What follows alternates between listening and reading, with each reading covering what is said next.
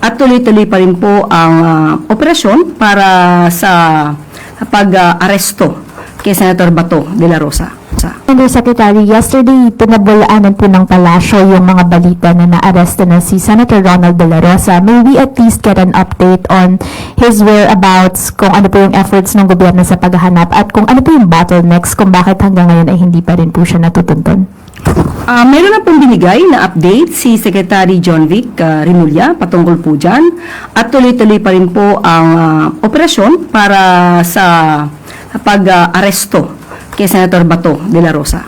Ano po yung bottlenecks? Bakit po nahihirapan sa analysis ng palasyo yung pag-aresto kay Ronald de la Rosa? Hahayaan po natin ang DOJ at ang DILG na siyang sumagot po dyan dahil sila po ang nakakaalam kung anong operasyon ang kinakailangan para po mabilis na maaresto si Senator Bato de la Rosa.